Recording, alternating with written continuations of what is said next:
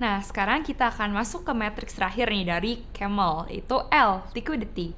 Liquidity ini menjadi penting nih buat bank, karena bank itu harus memastikan asetnya yang liquid untuk dibalikin sewaktu-waktu si pihak ketiga itu membutuhkan atau mau menarik dananya gitu. Jadi liquidity harus dijaga oleh bank. Dan rasio yang bisa mengukur itu adalah LDR atau Loan to Deposit Ratio.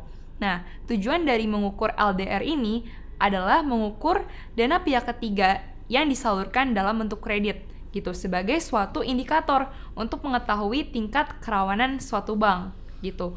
Jadi untuk formulanya sendiri, LDR itu adalah total loans atau total kredit yang disalurkan dibagi dengan total deposits atau total dana pihak ketiga gitu. Nah, artinya gimana tuh?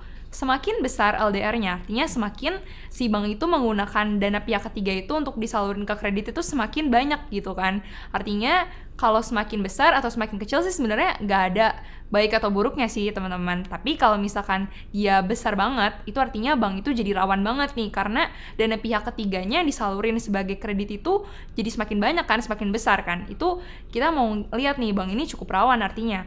Tapi kalau misalnya LDR-nya kecil, kalau LDR kecil itu let's say di bawah 50% itu artinya kurang efektif teman-teman. Artinya dana pihak ketiganya itu nggak dipakai atau nggak dijadiin kredit gitu sama si bank gitu. Itu kurang efektif. Jadi sebenarnya untuk LDR ini tidak ada patokan yang mana yang lebih besar atau lebih kecil atau lebih baik. Tapi kita jadi bisa ukur aja apakah bank ini lebih rawan dari bank yang lain atau ada yang lebih efektifkah dari yang lebih lain, seperti itu. Jadi kita udah belajar rasio Camel. Setelah ini kita akan mempraktikkan nih bagaimana caranya untuk memindahkan rasio-rasio ini dan mengcompare antara bank satu dengan bank yang lainnya. Dari rasio ini bank mana yang lebih bagus gitu secara rasionya. Dan nanti kita akan belajar di video setelah ini.